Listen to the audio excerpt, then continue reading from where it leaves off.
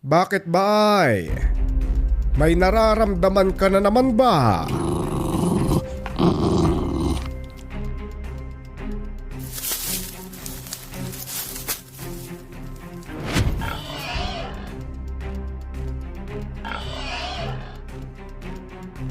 Mukhang nang aasar na naman ng mga bukaw.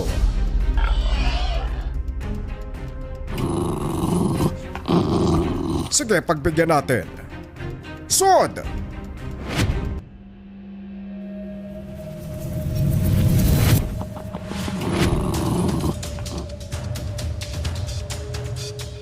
Halina kayo dito, bay. Derbay.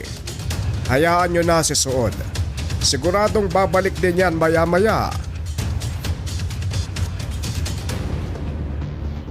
Sa malaking kapatagan nakatayo ang munting tahanan ni Lolo Tasio. Sa dulo nito ay merong napakalaking gubat na nagsisilbing hangganan. Ang puting marka na nakalagay, hindi pwedeng lumagpas ang kahit anong uri ng engkanto, nilalang, elemento maging ang mga aswang.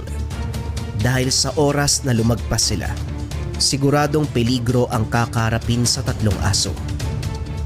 Si Baay, ang aso na merong pinakamalakas na pangdama. Siya ang nagsisilbing tagapagbantay sa buong lugar. Malayo pa lang ang badya ng panganib, siguradong mararamdaman na ito ni Baay. Si Derbay, ang aso ng depensa. Malakas na katangian bilang protektor ng nasasakupan. Sa oras na lumagpas sa puting linya, siguradong hindi makakaligtas. Kalunos-lunos na kamatayan ang sasapitin kay Derbay. Samantala si Suod, ang mamamatay aso, ang pinakamabilis, manunugis, tagapatay, pinakadelikadong aso sa kanilang tatlo. Sa oras na utusan nito ni Lolo Tasio, siguradong walang makakaligtas sa kanya. Karumal-dumal na kamatayan ang sasapitin. Isa sa mga hilig ni Suod, bigyan ng dahan-dahang kamatayan ng biktima. Pahihirapan, ipaparamdam ang walang hanggang sakit bago ito tuluyang patayin.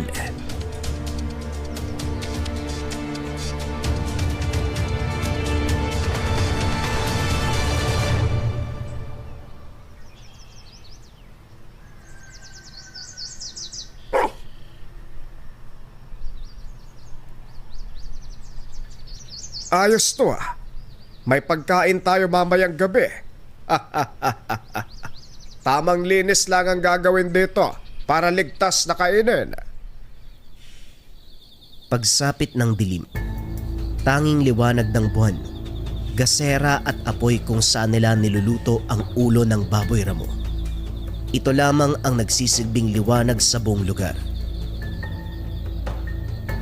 Alam nyo ba noong kabataan ko, maingay yung mga magulang ko eh.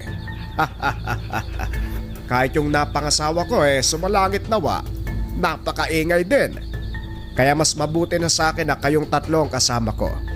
Palagi kayong nakikinig. Tahimik. O siya, sige na. Kumain na kayo.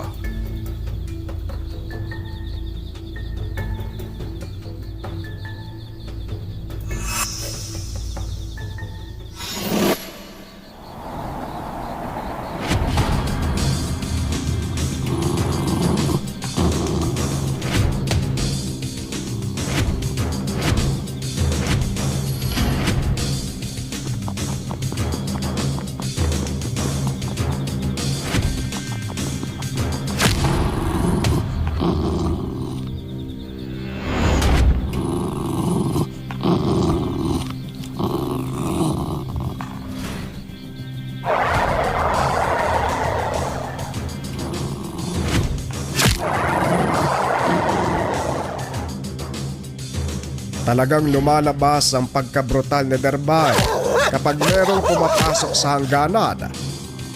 Halina kayo, baka lumabig ang pagkain. Suod, anong ginagawa mo dito? Huwag mo sabihin. Hindi pumupunta sa hangganan si Suod hanggat hindi siya inuutusan. Isang beses pa lamang nangyari ang bagay na ito nang minsan silang bisitahin ng tagnoy. Isang nilalang na may katawan ng tao, may ulo ng baboy, may hawak na 2 malaking puto na nagsisilbi niyang sandata. Ang pagbisita ng tagnoy nung unang beses ang naging dahilan kung bakit namatay ang unang tagapagbantay ng lugar. Si Lolo Tasyo na ang pumalit sa tungkulin magmula ng araw na yun. Hindi man nailigtas ng 3 aso ang unang tagapagbantay noon dahil may hina pa sila. Grabe man ang takot na iniwan, hindi rin may tatanggi na malaki na ang pinagbago ng 3 aso. Mas lalo silang lumakas. Galit na galit sila. Gustong magigante sa sinapit ng unang tagapagbantay.